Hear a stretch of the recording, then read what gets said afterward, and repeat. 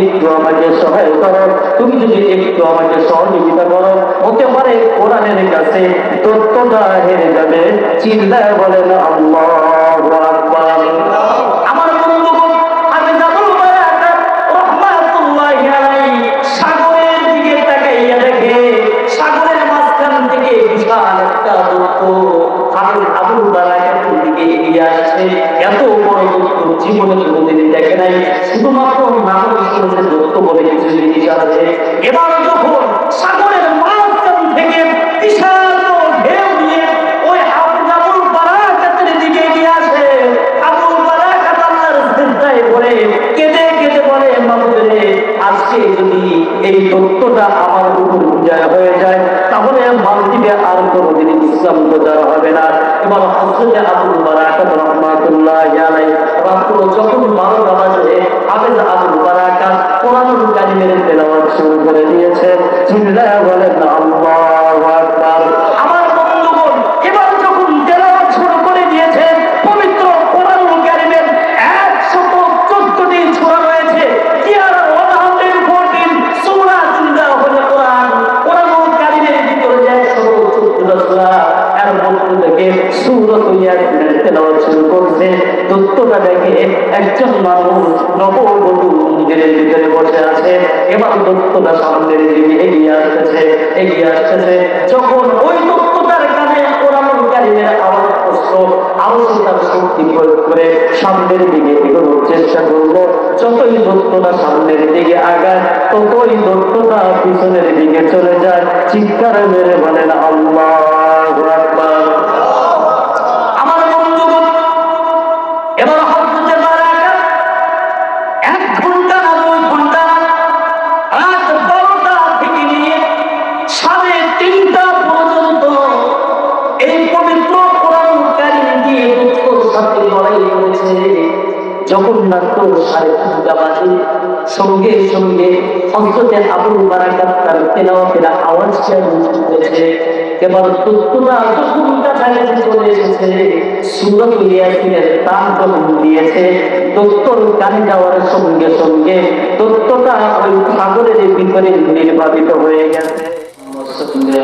মুহাম্মদ ওয়া আলা আলি মুহাম্মদ كما باركت على إبراهيم وعلى آل إبراهيم إنك حميد مجيد اللهم بارك على محمد وعلى آل محمد كما باركت على إبراهيم وعلى آل إبراهيم إنك حميد مجيد दुनिया की सदाकत में तेरा नाम रहेगा, दुनिया की सदाकत में तेरा नाम रहेगा। सिद्दीक़ तेरा नाम से इस्लाम रहेगा, सिद्दीक़ तेरा नाम से इस्लाम रहेगा। दुनिया की अदालत में तेरा नाम रहेगा, दुनिया की अदालत में तेरा नाम रहेगा। अरे फारूक तेरा नाम से इस्लाम रहेगा, अरे फारूक तेरा नाम से इस्लाम रहेगा। दुनिया की सखावत में तेरा नाम रहेगा, दुनिया की सखावत में तेरा नाम रहेगा। अरे उस्मान तेरा नाम से इस्लाम रहेगा,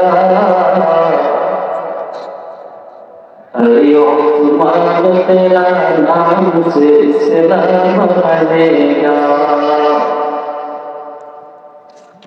दुनिया की शजाअत में तेरा नाम रहेगा। दुनिया की शजाअत में तेरा नाम रहेगा। अरे ये तेरा नाम से इस्लाम रहेगा। अरे ये तेरा नाम से इस्लाम रहेगा।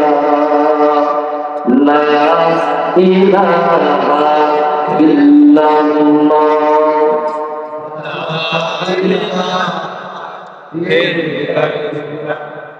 ला इलाहा इल्लल्लाह। ला इलाहा इल्लल्लाह। ला इलाहा इल्लल्लाह मुहम्मदुर रसूलुल्लाह सल्लल्लाहु अलैहि वसल्लम। तो बादशाह জামে মসজিদের উন্নয়ন করতে হবে। বাৎসরিক মাহফিলের সম্মানিত সভাপতি হযরত উলামায়ে কেরাম, প্রধান অতিথি এবং বিশেষ অতিথিবৃন্দ, আমার সামনে বসা ইসলাম প্রেমী একজাত তকবুরী যুবক ভাইয়েরা এবং মুরব্বী বাবাজিরা, পর্দার অন্তর আড়ালে আমার পর্দার নিশ্চয় মা বোনেরা, আমি আপনাদের সকলকে জানাচ্ছি আমার হৃদয়ের রঙ্গিত প্রস্ফুটিত ভালোবাসা, লাল গোলাপের শুভেচ্ছা ও অভিনন্দন। সেই সাথে আমরা সর্বপ্রথম কালেমাতুশ শুকর আদায় করি যে মহান রব্বুল ইজ্জত আমাকে আপনাকে ভালোবেসে মহব্বত করে এই জানিত রহমান সুন্দর একটা বাগানে এসে বসার তৌফিক দিয়েছেন। সেই মৌলভীর রহমানের শুকরিয়া আদায় করার দরকার আছে না নাই? মনোযোগ আছে না নাই? সেই মৌলভীর রহমানকে হৃদয়কে উদ্ধার করে দিয়ে হৃদয়ে ভরা ভালোবাসা নিয়ে সকলে একবার করবেন আলহামদুলিল্লাহ। আলহামদুলিল্লাহ বলেন আলহামদুলিল্লাহ। ও বন্ধু, আওয়াজ দিতে হবে, পারবেন ইনশাআল্লাহ? মানুষ কম থাকলেও মুসলমানদের আওয়াজ হবে ঘনিষ্ঠ কণ্ঠে চিৎকার করে বলেন ঠিক না? মুসলমানের একটা আল্লাহু আকবারের তাকবীরে আতেলদের বসনত পর্যন্ত কেঁপে যায়, চিল্লা বলেন ঠিক না? মুসলমানদের আওয়াজ হতে হবে শিবপুরের। আল্লাহ রাব্বুল আলামিন আমাদের সবাইকে শেষ পর্যন্ত থাকার তৌফিক দান করেন, আমিন বলেন। আল্লাহ আসলে আমাদের মাঝে যখন সন্ধ্যা আমাদের গুরুত্বপূর্ণ একটি মিটিং ছিল মাদ্রাসা, তো মিটিং অ্যাটেন্ড না একমাত্র আপনার চার কথা লেখার চলে আসছি। তো আমাকে সময় নাকি আপনারা চলে যাবেন? যদি একজন মানুষ যদি আমার বয়ানে চলে যায় তাহলে বুঝবো সখীপুরবাসীরা আমাকে মহব্বত করে গ্রহণ করতে পারবে। চিন্তা করেন ঠিক আছে?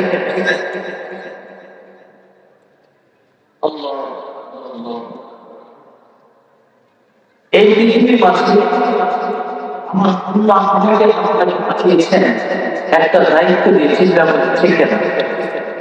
দায়িত্ব নেই মানুষের মাঝে ইসলামের ঠিক না? এখানে আল্লাহ বলেন না ইসলাম প্রচার করার জন্য মুক্তি হওয়ার দরকার। আল্লাহ বলেছেন মৌলানা হওয়া আমার আল্লাহ বলেছেন প্রত্যেকটা মুসলমানদের উপর দায়িত্ব। চিন্তা করে ঠিক আছে? এই যে সুন্দর আমার আল্লাহ আমার ডান এবং বাম দুই ফেরেশতা ঠিক না? একজন ফেরেশতা আমার সব দেখতে থাকেন, আরেকজন ফেরেশতা আমার দোকান। দুইজন ফেরেশতা এই গেটের দুই দরজার পাশে দাঁড়িয়ে। সুবহানাল্লাহ বলেন।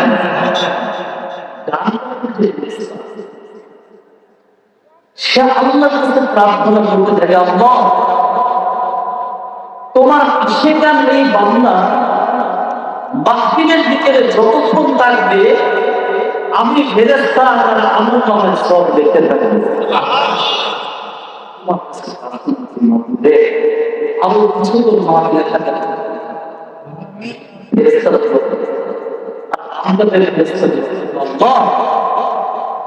তোমার এই নাফসটা বান্দা এতই গুনাহে প্রচলিত, গুনাহ করতে করতে তার জিন্দগিটাকে শেষ করে দিয়েছে। মাহফিলের ভিতরে বসেছে, গুনার বোঝাটা আমার কাঁধে চাপিয়ে কোরআনের আলোচনায় বসেছে। আল্লাহ তাড়াতাড়ি বের করে দেন যাতে করে গুনাহগুলি কোনোভাবে তার কাঁধে আমি দিয়ে দিতে পারি, তাকে আমি নিক্ষেপ করতে পারি। সুতরাং আল্লাহ তাড়াতাড়ি বের করে দেন। আমার আল্লাহ ডাক দিয়ে বলেন, না ফেরেশতা না, ওই ব্যক্তি কোরআনের আলোচনা শুনে, আমার রাসূলের আলোচনা শুনে মাহফিলের ভিতরে বসেছে, তার গুনাহ আর তার মাঝে দিতে চাই না। আমি আল্লাহ তার পিছনের জিন্দেগি সমস্ত গুনাহ খাতা মাফ করে তাকে আমি নিষ্পাপ বানাই দিই।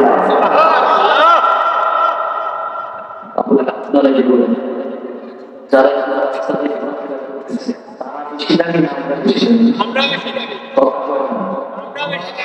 আমরা বেশি দেখি। যদি দাবি হতে চাও, ও যুবক আসো কোরআনের ছায়া। আল্লাহ পবিত্র কালামুল্লাহ মাঝে ইরশাদ করেন, আমার আপনার মাধ্যমে এই ইসলামকে প্রতিষ্ঠিত রাখা। ঠিক না? যারা বলেন তো কোরআনের সাথে যদি কোনো ব্যক্তি সংস্পর্শ লাগাতে পারে, ওই ব্যক্তির অন্তরটা কোরআনের মতো আলোকিত হয়। আর কোরআন প্রতি দূরে থাকলে ওই ব্যক্তির অন্তরটা আস্তে আস্তে কেমন ছাড়িয়ে, যার ফলে সে দীর্ঘ বোঝা আল্লাহ এবং তার কিছু গভীর করতে পারে। তো কোরআনের মাধ্যমে যারা থাকবে, কোরআনের সঙ্গে যারা সংস্পর্শ রাখবে, আমার আল্লাহ তাদের অন্তরকে কোরআনের নূর দ্বারা আলোকিত করবে। যেমন এক্সাম্পল আপনাদের সামনে একটা উদাহরণ দিয়ে দিতে চাই। ধরেন আমার আপনার দাদা দুনিয়া থেকে চলে গেছে, কোন একটি পাঞ্জাবি রেখে গেছে। আমরা তাদের পাঞ্জাবিটা সুন্দর করে ধৌত করে কোরআন কারিমের গিলাফ বানাইতে পারি। অবশ্য চিল্লা বলেন, বানাইতে পারি। আমার সেই দাদার টুকা ফাটা কোরআনের গিলাফ বানায়। গিলাফ বানানোর পরে কি হয়, ওই কাপড়টা যদি হঠাৎ করে আমার থেকে পড়ে যাবে, সঙ্গে সঙ্গে কাপড়টা তুলে চোখে মুখে কমার চুমুক করি। চিন্তা বলেন, ঠিক আছে? বলেন তো এই কাপড়ের দামটা কি জন্য বেড়েছে?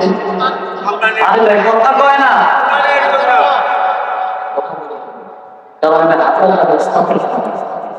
যেখানে থাকে আপনাদের কথা বুঝতে পারে, যদি যেটা আওয়াজ দিতে হবে তাহলে আমার কথা বলতে সহজ হবে। রাগ করতেছেন?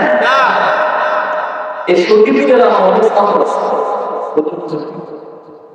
আলহামদুলিল্লাহ সারা ওয়ার্ল্ড বাংলাদেশের 64টা জেলার সংখ্যা আলহামদুলিল্লাহ সুবহানাল্লাহ না অনেক সংখ্যা আমাদের এলাকায় যাচ্ছেন নিয়ে গেলে কমপ্লেন দিচ্ছি কারণ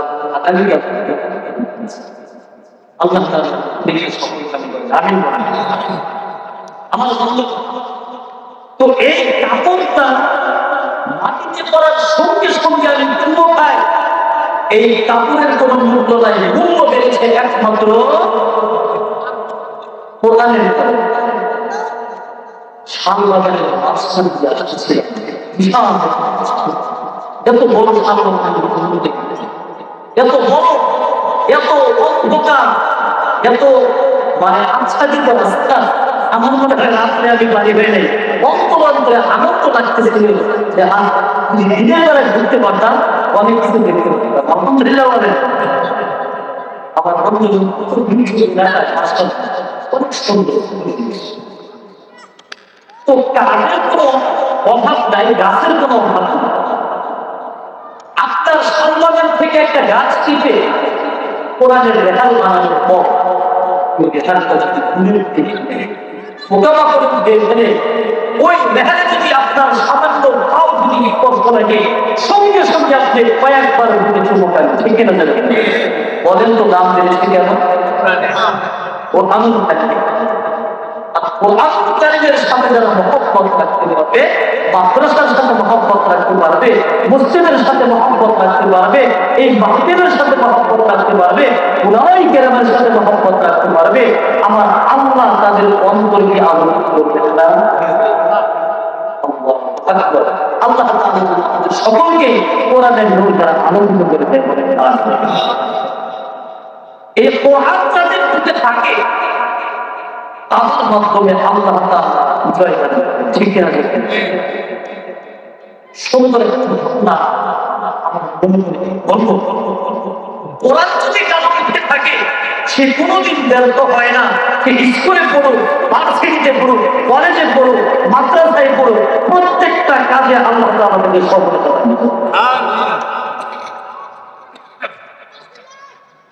তো আমার বসে বহু বছর আগে, মনে করেন 100-150 বছর আগে ইতিহাসে হেলিকপ্টার 100-200 বছর পূর্বে ছিল, ঠিক না? মানুষ নৌকা দিয়ে, জাহাজ দিয়ে, ট্রলার দিয়ে, স্টিমার দিয়ে চলে যেত। একটি বর্ণিত হয়েছে ব্যবস্থা। আগে তো ব্যবস্থা কয়েক মাস কেটে যেত, স্ত্রী ছেলে সন্তান সকলকে নিয়ে যাওয়া, ঠিক না? তো জাহাজের ভিতরে প্রায় 50-60 জন জাহাজ সাগরের মাছ ধরে চলে গিয়েছে।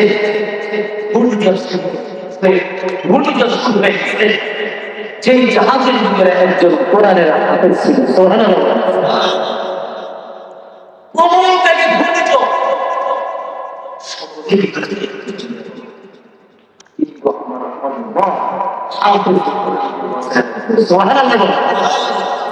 ওই সময় মালদ্বীপের ভিতরে একজন মুসলমান খুঁজে পাওয়া যেত, বৌদ্ধ ধর্ম, হিন্দু ধর্ম সেখানে প্রতিষ্ঠিত ছিল। আলহামদুলিল্লাহ শুনেছি সভাপতি সাহেব বলেছেন এখানে নাকি অনেকে হিন্দু ভয়ে বসেছে, ঠিক কিনা ভাই? ও বাচ্চা ভাই, আপনি একটু হাত জাগিয়ে একটু আপনি আমার সামনে সাক্ষী রাখবেন, কে কে হিন্দু ভাই আমার সামনে বসেছেন, দুহাত উঁচু করে দেখান। আল্লাহু আকবার, লিল্লাহি তাকবীর, নারে তাকবীর। আমার আল্লাহ আমার ভাইজানকে ইসলামের নূর দ্বারা উদ্ভাসিত করে দেন, বলেন আমিন। আল্লাহ তাআলা যেন ভাইকে স্বর্গে পৌঁছায় দেন, আমিন বলেন। আলহামদুলিল্লাহ, আলহামদুলিল্লাহ। এটা একটা রেকর্ড হয়ে যাবে ইনশাআল্লাহ। আপনারা দেখতেছেন মোবাইলে ভিডিও হচ্ছে, ক্যামেরায় ভিডিও হচ্ছে, প্রায় সারা বিশ্ব এটা দেখবে। আমি বলতে পারবো যে আমার ভাই যেমনি ভাবে নবী সাল্লাল্লাহু আলাইহি ওয়াসাল্লাম আলোচনা করতেন, আবু জেহেল বসে বসে আলোচনা শুনতো, উতবা বসে বসে আলোচনা শুনতো, আবু লাহাব বসে বসে আলোচনা শুনতো, ওমর বসে আলোচনা শুনতো। আল্লাহ তাআলা যাদেরকে পছন্দ করেছেন তাদেরকে স্বর্ণের মানুষে রূপান্তরিত করেছেন, চিন্তা বলেন ঠিক কিনা? আমার বন্ধুগণ লক্ষ্য করুন, ভালো করে লক্ষ্য করে।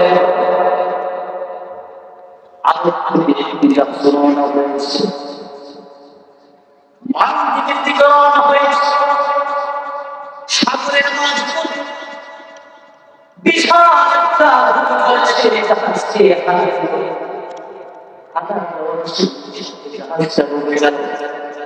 ডুবে যাওয়ার সমস্ত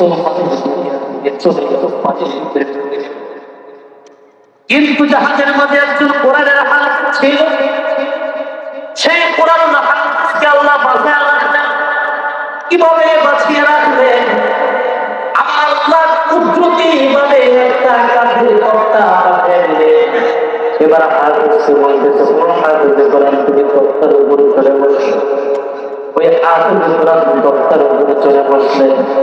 আমার আল্লাহ কেউকে নিজের শরীরের মধ্যে বলে একমাত্র একটা ধাক্কা রেখে আমার হাফেজের কোরআন দিয়ে কিনারায় পৌঁছাইয়া দাও। আমার বন্ধু সে হাফেজ কোরআনের নাম কি ছিল? হাফেজ কোরআনের নাম ছিল হাফেজ আবু বারাকাত। চিল্লা বলেন নাম কি? হাফেজ আবু বারাকাত রাহমাতুল্লাহি আলাইহি।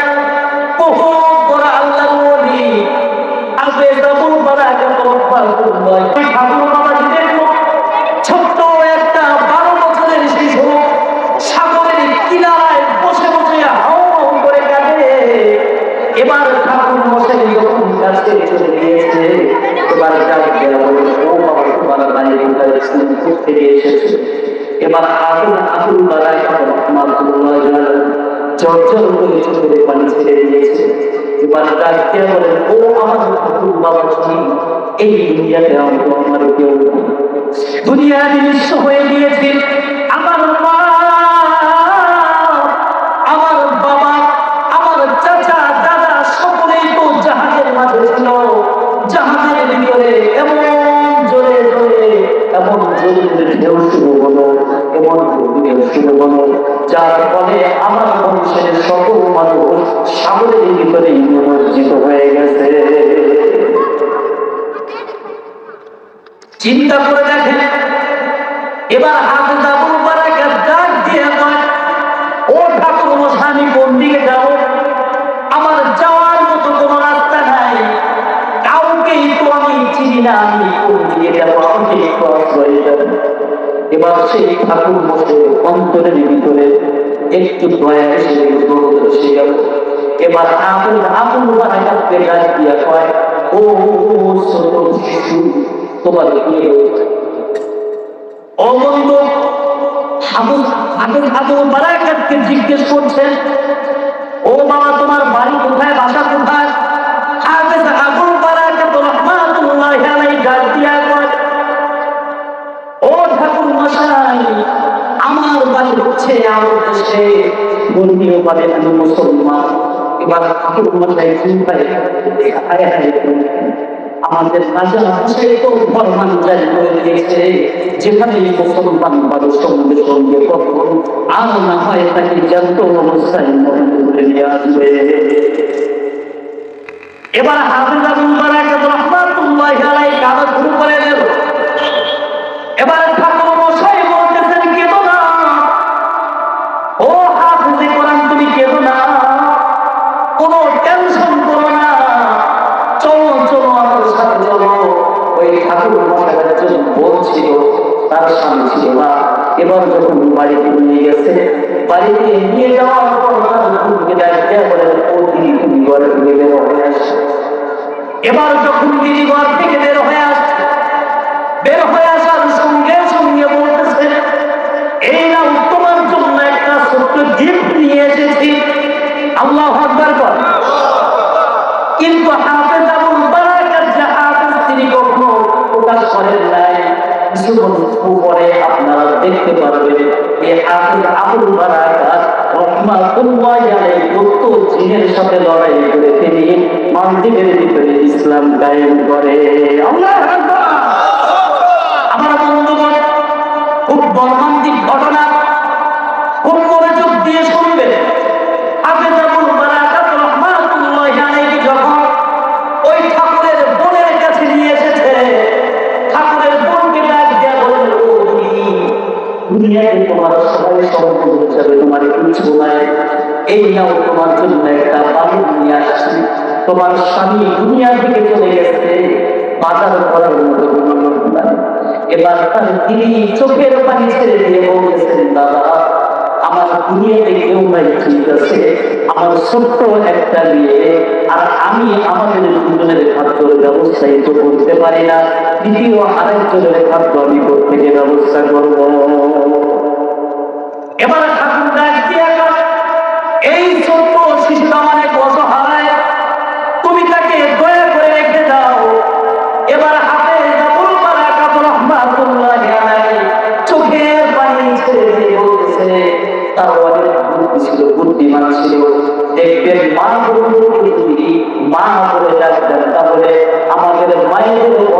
সুস্থতা বিগলিত হয়ে যায়। ঠিক না? হাফেজ আবুল বারাকাত বলতেছেন, মা, ও মা, আমার খাদ্যের ব্যবস্থা করতে হবে না, শুধুমাত্র আমার খাদ্য নয়, তোমার বাড়িতে যত মানুষ আছে তোমার ছেলে নিয়ে আসে। ও মা, আমি প্রতিদিন জঙ্গল গিয়ে কাজ কাটবো, আমি প্রতিদিন সখীপুর কাঠ বাগানে গিয়ে কাজ কাটবো, আর সেই কাঠগুলো বাজারে বিক্রি করে তরকারি নিয়ে আসবো, বাজার নিয়ে আসবো। আমার খাদ্য কোনো টেনশন করতে হবে না।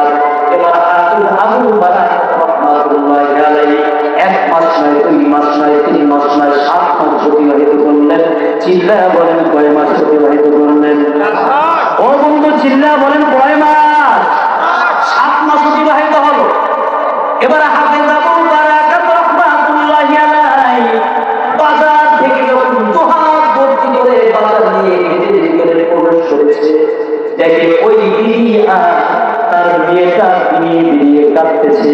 এবার জিজ্ঞেস করে বলেন, ও মা, তুমি কাঁদো কেন? আমার বোনটা এবার কেন কাঁদে? এবার হাফেজ আবুল বারাকাত রাহমাতুল্লাহি আলাইহির কথা শুনে ওই মহিলাটা ডাক দিয়া কয়, বাবা রে, আমাদের এই মালদ্বীপের ভিতরে একটা নিয়ম আছে। মালদ্বীপের পাশেই বিশাল একটা সাগর, সাগরের পাশে একটা মন্দির আছে। সেই মন্দিরের ভিতরে প্রতি বছরে একজন নারীকে নববধূ সাজাইয়া রেখে আসতে হয়, আর সাগর থেকে একটা দৈত্য এসে তাকে বিবাহ করে ওই রাত্রের ভিতরে তাকে বেঁধে ফেলে।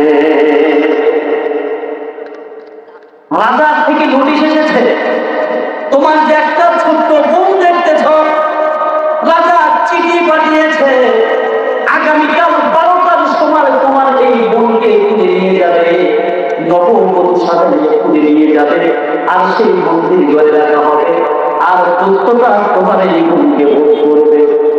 এবার হাফেজ আবুল বারাকাত রাহমাতুল্লাহি আলাইহি ডাক দিয়ে বলেন, মা, তুমি কোনো টেনশন করবা না, কোনো চিন্তা করবা না, আমি আবুল বারাকাতকে তুমি নববধূ সাজাইয়া দাও। চিল্লায়া বলেন আল্লাহু আকবার। আমার বক্তব্য, হাফেজ আবুল বারাকাত রাহমাতুল্লাহি আলাইহি খুব চমৎকার ঘটনা, ভালো করে শুনবেন। আমার বন্ধুগণ, হাফেজ আবুল বারাকাত ডাক দিয়া কয়, আমাকে নববধূ সাজাইয়া দাও। এবার ঘুম মনে ভাবতেছে, মাশাআল্লাহ, আমি একটা সুযোগ পাইছি, দাদাকে যদি নববধূ সাজাইয়া দেয়, মাঝখান থেকে আমি বেঁচে যাব। ঠিক না? এবার সে মেয়েটা বলছেন, মা, দাদাকে সাজিয়ে দাও না, দাদাকে তাড়াতাড়ি দাদাকে সাজিয়ে দাও। তখন আবুল বারাকাত রাহমাতুল্লাহি আলাইহি চোখের দিকে তাকিয়ে বলতেছে, বাবা, এটা কিভাবে সম্ভব? মন্দির করে রাখার আগে পরিপক্ষে 3 বার চেক করে। কথা বলেন কয়বার? 3 বার চেক করে, এরপরে মন্দির ঘরে যায়। পুরুষ না মহিলা, চেহারা কেমন, শরীরে কোনো খুঁত আছে কিনা, তুমি তো পুরুষ, প্রথম জানতেই তো। কথা কয় না? আমি তো বুঝতেছেন, তো প্রথম জানতেই তো ধরা। প্রথম দিন পরে আবুল বারাকাত, তুমি নিজে তো মরবাই, আমাদেরকে সাথে নিয়ে মরবা। ঠিক না? বলেন ঠিক না? ও বন্ধু, তোমার আবুল বারাকাত রাহমাতুল্লাহি আলাইহি ডাক দিয়ে কয়, ও মা, আমি আল্লাহর কসম খেয়ে বলতেছি, আমি জাতিগতভাবে মুসলমান, আমি সেই দৈত্যের সাথে আমি আমার প্রাণ দিয়ে লড়াই করবো। চিল্লায়া বলেন আল্লাহু আকবার। মা, ইতিপূর্বে তোমার কাছে আমি একটা জিনিস গোপন করেছি, সেটা কি? 30 পারা কোরআন কারীম আমার সিনার ভিতরে ভরা। চিল্লায়া বলেন সুবহানাল্লাহ। তো 30 পারা কোরআন যার বুকের মাঝে আছে, আশা করি তথ্যকে আজকে আমি জানিয়ে দেব। মোনাজাত করে দেব? হ্যাঁ, যত তাড়াতাড়ি মোনাজাত করবো লাভ পাবো। কথা কয় না? হ্যাঁ, একজন মানুষ যদি বলবেন, তাহলে আমি সঙ্গে সঙ্গে মোনাজাত করবো। কারণ প্রতিটা রাত্রে আমাদের মাহফিল থাকে। কথা বলছেন নাই? একটু যদি ভালোবাসা আমাকে দেন, মহব্বত আমাকে দেন, তাহলে দেখবেন আপনার যে 1 ঘন্টা চলবে যাবে। কথা কয় না? হ্যাঁ, অনেকে ভাবতেছি কি একটা হুজুর হয়ে যাচ্ছে, কত বুঝছি নাই, তাড়াতাড়ি মোনাজাত করে না। কথা কয় না? আল্লাহ তাআলা প্রত্যেকটা যুবক ভাইকে কোরআনের নূর দ্বারা আলোকিত করে দেন। আমিন। এবার নবমত সাথে সজ্জিত করে দেওয়া, কারণ 12 বছরের বালক, মুখে নাই দাড়ি, চেহারা সুন্দর। আমাদের মানুষ কথা বলেন না, আমাদের মানুষের একটু সুন্দর হয় তো ছোট্ট বালক আমার কোরআন হাতে, চেহারা বড় নূর, সুন্দর করে নবমত সাজাইছে, দুই করে দিছে একটা নাকপুর কাম কথা বুঝেন না, মনে হয় সব কিছু বলাইছে, মনে হয় বুঝলে না, ঠিক কিনা বলে বলে নারীর মতো দেখাচ্ছে। আমি চুপ করে বসে আছে ডুঙ্গর দিয়া, আর একটা যদি চোখে এখন তো পুলিশের গাড়ি চলে আসবে, আমাদের যদি সার্চ করে, আমাদের যদি চেক করে, প্রথম চান্স থেকে ধরা খেয়ে যাবো। তিনটা দোয়া করতেছেন, কথা বলেন কয়টা? ও যুবক ভালো করে শুনে রাখবা, এই তিনটা দোয়া যদি কোনো ব্যক্তি শত্রুর মাঝখানে গিয়ে পড়ে, তাহলে আল্লাহ তাআলা বলেন ওই ব্যক্তির ব্যাপারে তার শত্রুরা যে সকল পরিকল্পনা করেছে, যে সকল অপকৌশল করেছে, আল্লাহ তাআলা সব কিছু করে দিবে। সুবহানাল্লাহ। সেই দোয়াটা হলো সুবহানুল কুদ্দুস গফুরুল ওয়াদুদ। আল্লাহু আকবার। আমার বন্ধু হাফেজ আবুল বারাকাত রাহমাতুল্লাহি আলাইহি নববধূর সাথে সুসজ্জিত হয়ে ঘরের এক কোণে বসে আছে। এবার পুলিশের গাড়ি এসে উপস্থিত, গাড়ি যখন ঘরে দিয়েছে, হাফেজ আবুল বারাকাত রাহমাতুল্লাহি আলাইহি ওই মাতা ঘরের পাশে বসে বসে কাঁদতেছে। হায় হায়, কিছুক্ষণ পরেই তো আবুল বারাকাত ধরা খেয়ে যাবে। আর ধরা খাওয়ার সঙ্গে সঙ্গে শুধুমাত্র বারাকাত না, এর সাথে সাথে আমি এবং আমাদের মেয়েকেও তুলে নিয়ে যাওয়া হবে। এবার কাঁদতে কাঁদতে যার যার চোখের পানি বসে, যার যার হয়ে যাচ্ছে কাঁদতে কাঁদতে। এবার হাফেজ আবুল বারাকাত অন্তরে আল্লাহর সাথে কানেকশন করে দিয়েছে। সুবহানুল কুদ্দুস গফুরুল ওয়াদুদ। আমার আল্লাহর সঙ্গে সঙ্গে ওই সকল পুলিশের ভিতরে আল্লাহ ভয় ঢুকাইয়া দিছে। আমার বন্ধু যখন গাড়ি থেকে নেমেছে, গাড়ি থেকে নেমে যখন হাফেজ আবুল বারাকাতের কাছে আসছে, বারাকাতকে ডাক দেয়া করে, ও হাফেজ আবুল বারাকাত, নাম বলার না, ও নববধূ তাড়াতাড়ি ওঠো, তাড়াতাড়ি গাড়িতে চলো। গাড়িতে যখন ডাক দিয়েছে, সঙ্গে সঙ্গে হাফেজ আবুল বারাকাত রাহমাতুল্লাহি আলাইহি তার কুলি থেকে উঠেছে, উঠে গাড়ির দিকে রওনা হয়েছে। এবার এক পুলিশ আর এক পুলিশকে ডাক দিয়ে কয়, ও সেন্টি, ও দারোয়ান, তুমি কি চেক করবে না? আর এক পুলিশ ডাক দিয়ে কয়, না না, ইতিপূর্বে যত নারীকে আমরা বন্দি করে এসেছি, মানুষকে যখনই আমরা নেওয়ার জন্য আসি, নববধূকে যখনই আমরা নেওয়ার জন্য আসি, আবু করে কান্না শুরু করে দেয়, জমিনের ভিতরে গড়াগড়ি শুরু করে দেয় যে আজ রাতে আমি খতম হয়ে যাব। আর এই নারীটা, এই নববধূটা এত সুবিধা, এত লজ্জাশীল, অর্থাৎ ডাক্তার সঙ্গে সঙ্গে কান্না করে নাই, পর্দার সাথে গাড়িতে উঠতেছে, অর্থাৎ এই নারীকে আর সার্চ করার প্রয়োজন নাই। আমার বন্ধু এবার যখন গাড়িতে নিয়ে রাজার মহলের সামনে হাঁটল, রাজার 6 জন স্ত্রী ছিল, কয়েকজন নিয়েছিল, সকলে এক একটা ফুলের মালা, ফুলের টোপাইয়া দাঁড়িয়ে আছে, যে কিছুক্ষণ পরেই তো আমাদের ভোগ হবে। দাঁড়িয়ে আছে ফুলের মালা নিয়ে, এক একজন ফুলের মালা গলায় পরিয়ে দেবে। যখন গাড়ি থেকে নেমেছে, কান্নার কোনো আওয়াজ নাই, কান্নার কোনো শব্দ নাই, কোনো হাওয়া কোনো চিৎকার নাই। এবার রাজা সাহেবের ছোট বউ ছিল, ছোট বউটা ছিল অনেক সুন্দরী। এবার রাজা সাহেবকে ডাক দিয়ে কয়, ও রাজা সাহেব, আপনি আমার দিদিকে অনেক আঁটি মেরেছেন, আজকে একটা দাবি করব, আশা করি আমার এই দাবিটাও আপনি মেনে নেবে। আমার বন্ধু হাফেজ আবুল বারাকাত রাহমাতুল্লাহি আলাইহি অন্তরাত্রে ভাবতেছে, হায় হায় হায়, এখনই তো আমি ঘরে খেয়ে যাব। রাজা সাহেব তো আমাকে চেক করা শুরু করে দেবে। আর মনে মনে পড়তেছে, সুবহানুল কুদ্দুস গফুরুল ওয়াদুদ। আল্লাহু আকবার।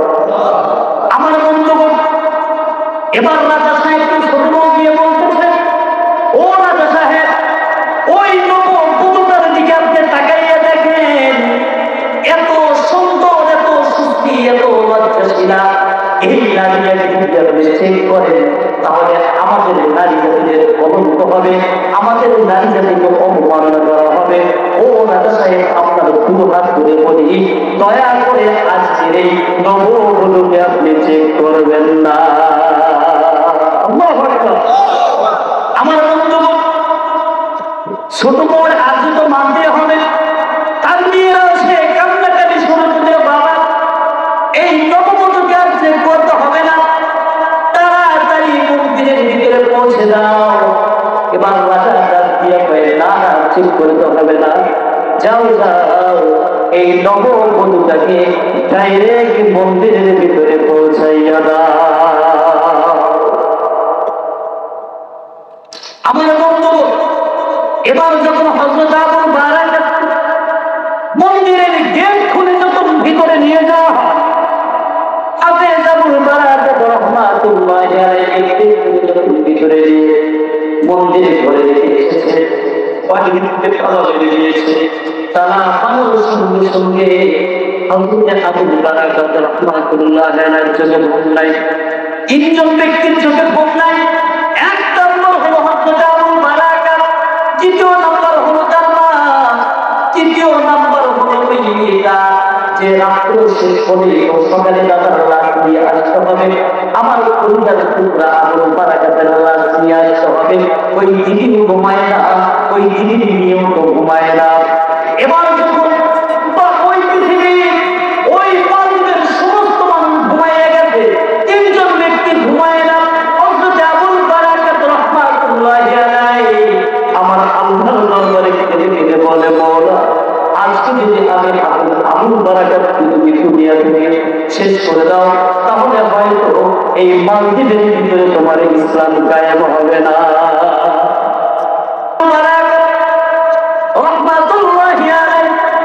মন্দির থেকে বের হয়, মন্দিরের পাশেই ছিল একটা টিবক, উঁচু করার হাত মুখ ধোয়ার একটা জায়গা ছিল।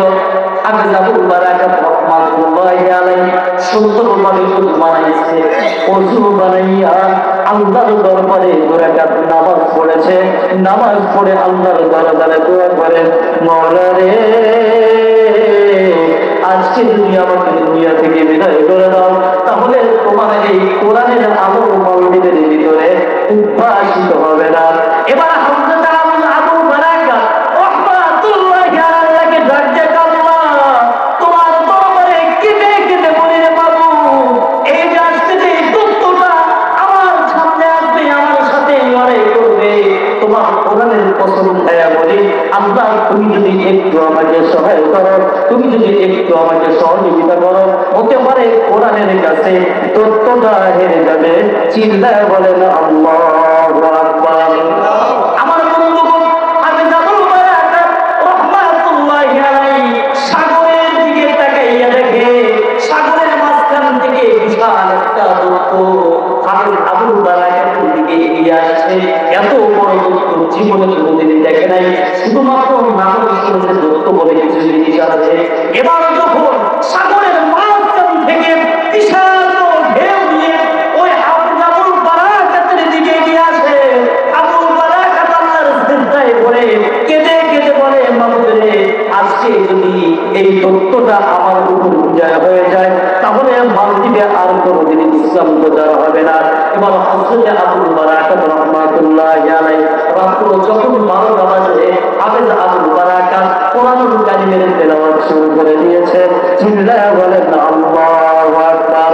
আমার বন্ধুগণ, এবার যখন তেলাওয়াত শুরু করে দিয়েছে, পবিত্র কোরআনুল কারীমের 114টি সূরা রয়েছে, 114 সূরা চিন্তা হলো কোরআন। কোরআনুল কারীমের ভিতরে 114টা সূরা, এর মধ্যে থেকে সূরাতুল ইয়াসিনের তেলাওয়াত শুরু করছে। দত্তটা দেখে একজন মানুষ নববধূ মন্দিরের ভিতরে বসে আছে। এবার দত্তটা সামনের দিকে এগিয়ে আসতেছে, এগিয়ে আসতেছে। যখন ওই দত্তটার কানে কোরআনুল কারীমের আওয়াজ কষ্ট, আরো সে তার শক্তি প্রয়োগ করে সামনের দিকে এগোনোর চেষ্টা করলো।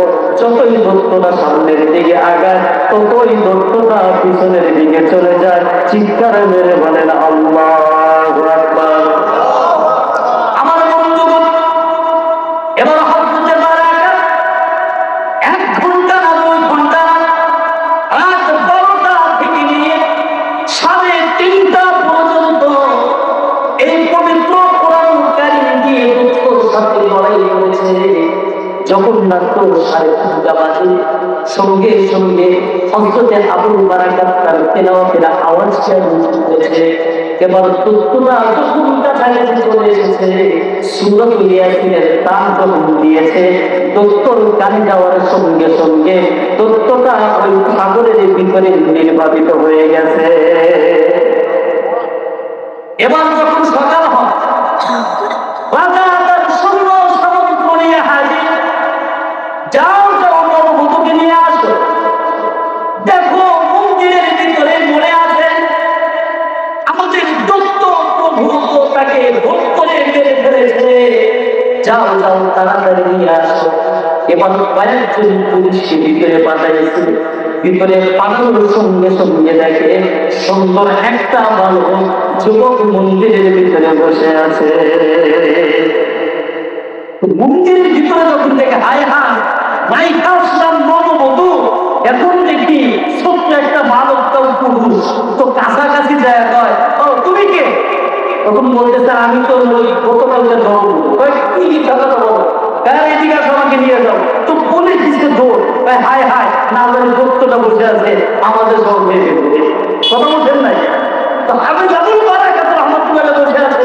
যখন বসা থেকে দাঁড়াইছে, পুলিশ পাগলছে তো দৌড়কে গাড়ি চলেছে। হায় হায়, কখন মানে দত্ত আমাদের ধরে কেন সবকে পালাও। পুলিশটা কাম সারছে, দিকে আসছে, তাড়াতাড়ি গাড়ি স্টার্ট করো। ভয় পায় না, গতকাল এগিয়েছো, আমি সেই ঘটনা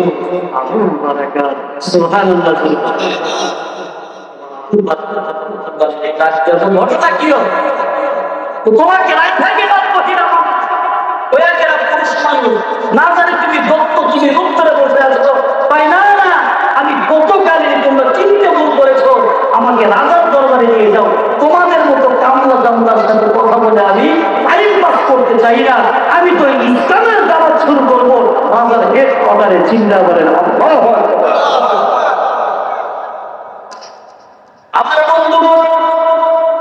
এবার যখন রাজার দরবারে নিয়ে যাও, রাজার দরবারে নেওয়ার সঙ্গে সঙ্গে গাড়ি থেকে নামায়।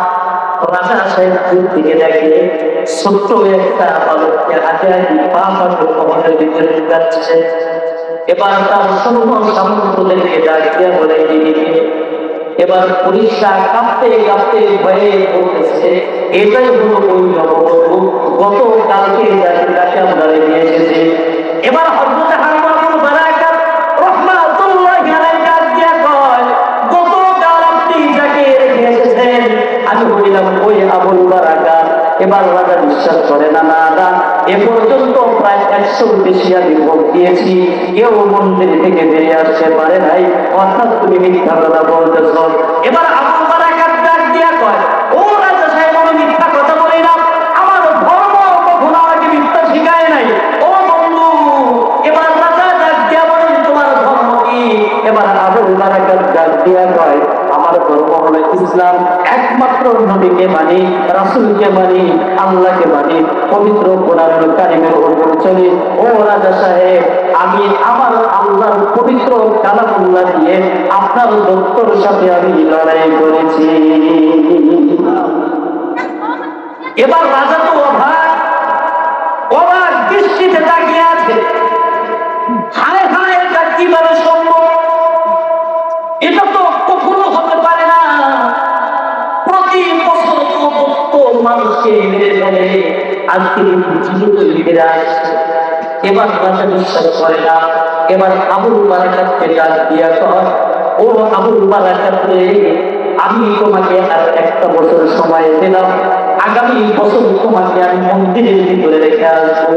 ওই মন্দিরে যদি তুমি দৈত্যর সাথে লড়াই করে দৈত্যকে হারিয়ে তুমি যদি জীবিত অবস্থায় ফিরে আসতে পারো, শুধুমাত্র আমি না, আমার সাথে যত মানুষ আছে, আমার যত পূজা আছে, আমার যত স্ত্রী আছে, আমার যত সন্তান আছে, আমার মহল যত মন্ত্রী-বিদেশার আছে, সকলকে নিয়ে তোমার হাতে কালেমা পড়ে মুসলমান হয়ে যাব।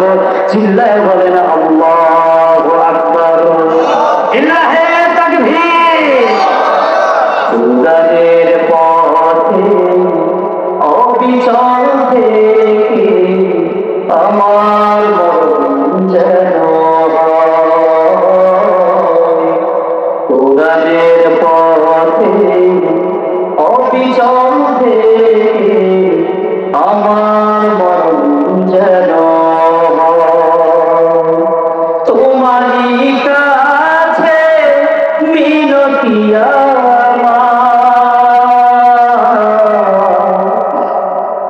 তোমারই কাছে মিনতি ও মহিয়া উড়ানের পথে অবিচল থেকে আমার মরণ যেন উড়ানের পথে অবিচল থেকে আমার মরণ যেন হয়। চিল্লা বলেন মারহাবা। আমার বন্ধুগণ লক্ষ্য করুন, ভালো করে লক্ষ্য করুন। এবার আবুল বারাকাতকে ডাক দিয়া ও আবুল বারাকাত, আগামী বছর যদি তুমি মন্দির থেকে ফিরে আসতে পারো, শুধুমাত্র আমি না, এই মন্দিরের যত পূজা আছে সমস্ত পূজা নিয়ে তোমার হাতে কালেমা পড়ে মুসলমান হয়ে যাব। এবার এক বছর অতিবাহিত হয়ে যায়। আবুল বারাকাত রাহমাতুল্লাহি আলাইহি দ্বিতীয়বারের মতো মন্দিরে রেখে আসা হয়। আবুল বারাকাত রাহমাতুল্লাহি আলাইহি রাত 12টা থেকে গিয়ে 1টা বেজে গিয়েছে, 1টা থেকে 2টা, 2টা থেকে 3টা, 3টা থেকে 4টা বেজে গিয়েছে, 5টা বেজে গিয়েছে। ফজরের পরে সূর্য উদিত হয়ে গেছে, দৈত্যর কোনো খবর নাই। এবার পুলিশ বাহিনী আনার জন্য গেছে। আবুল বারাকাত ডাক দিয়ে কয়, ও পুলিশ বাহিনী, তাড়াতাড়ি আমার কাছে আসো। অন্তত আবুল বারাকাত ডাক দিয়ে কয়, তাড়াতাড়ি আমার কাছে এসে গাড়িতে নিয়ে যাও, রাজার কাছে নিয়ে যাও। এবার রাজার কাছে নিয়ে যাওয়া হয়। রাজা থেকে হায় হায়, যে যুবকটাকে পাঠাইছিলাম ওই যুবকটা তো আবার ফিরে আসছে, রাজার চোখে মান চলে আসছে, আল্লাহর ভয় চলে এসেছে। এবার আবুল বারাকাত ডাক দিয়া কয়, ও রাজা সাহেব, ও রাজা সাহেব, আমি কার সাথে যুদ্ধ করব? কত বছর আমাকে যে মন্দিরে রেখে এসেছেন, ওই মন্দিরের ভিতরে আমি আমার কোরআন দ্বারা লড়াই করেছি। লড়াই করতে করতে এক মুহূর্তে ওই দৈত্যটা আমার কোরআনের সামনে টিকতে পারে নাই, সাগরের ভিতরেই দাফন হয়ে গেছে। চিল্লা বলেন আল্লাহু আকবার। আমার বন্ধুগণ, এবার রাজা ডাক দিয়ে কয়, না না না রে আবুল বারাকাত, আর আমি দেরি করব না, আর দেরি করব না। ও হবে আবুল বারাকাত, শুধুমাত্র আমি না, আমার এই মহলের ভিতরে যত মানুষ আছে, যত স্ত্রী আছে, সন্তান আছে, সকলকেই তোমার পবিত্র হাতে কালেমা পড়াইয়া আমাদের সকলকে মুসলমান বানায়া দাও। আশহাদু আল্লাহ ইলাহা ইল্লাল্লাহু ওয়াহদাহু লা শারীকা লাহু ওয়া আশহাদু আন্না মুহাম্মাদান আবদুহু ওয়া রাসূলুহু।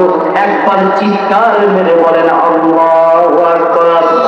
আমার বন্ধুগণ, লক্ষ্য করুন, ভালো করে লক্ষ্য করুন। ইসলামের পতাকা যেখানে উদিত হয়েছে, যেখানে উদ্ভাসিত হয়েছে, শান্তির আভাস হয়ে গিয়েছে। কোরআনের বাণী কোরআনের বাণী যেখানে না থাকে, সেখানে শুধু অন্ধকার, অন্ধকার, অন্ধকার, মারামারি, কাটাকাটি, হত্যা, খুন-রাহাজানি, মানুষ শুধু জিনা ব্যভিচারের ভিতরে লিপ্ত থাকে। যদি কোরআনের আলো সেখানে উদ্ভাসিত হয়, সঙ্গে সঙ্গে পাপের সেখান থেকে বিতাড়িত হয়। চিন্তা বলেন ঠিক না? ও বন্ধু, আপনারা এই ধরনের বলেন কোরআনের ছায়া করে থাকা দরকার আছে না নাই? ও বন্ধু, চিল্লায় পড়া আছে না নাই? কোরআনের পক্ষে কে কে থাকতে রাজি আছে? তো হাত উঁচু করে দেখাও। লিল্লাহি তাকবীর। কোরআনের ডাক এসেছে, ছুটে আয় সকলে মিলে, নবী নাই নবী ছেড়ে কথা বলে। পারবে তো ইনশাআল্লাহ? ও যুবকরা পারবে? আমার সাথে সাথে বলতে হবে। কোরআনের ডাক এসেছে, ছুটে আয় সকলে মিলে, নবী নাই নবী ছিটে পতাকা তলে, নবী নাই নবী ছিটে পতাকা তলে। মারহাবা বলেন। ভালো লাগে? চলবে তো ইনশাআল্লাহ? মোনাজাত করে দেব। আল্লাহু আকবার বলেন। আপনি জোরে বলেন আল্লাহু আকবার। আমার বন্ধু ছোট্ট একটা ঘটনা মনে করে গেল, একটা বলবো কথা কয় শুধু মনে মহব্বত না জেনে আলোচনা হবে। হ্যাঁ, তখন তো ডাক্তার ছিল কথা শুনি তো সঠিক ডাক্তার জানলাম তো মানুষের হৃদয়ের চিকিৎসার জায়গা হচ্ছে মসজিদ এবং মাদ্রাসা। কথা হ্যাঁ, উলামাই কেরাম হচ্ছে আত্মশুদ্ধির ডাক্তার। যদি আত্মশুদ্ধির ডাক্তার কাছে যাও তাহলে আরেকের কাছে যেতে হবে, মসজিদের ইমাম সাহেবের কাছে যেতে হবে।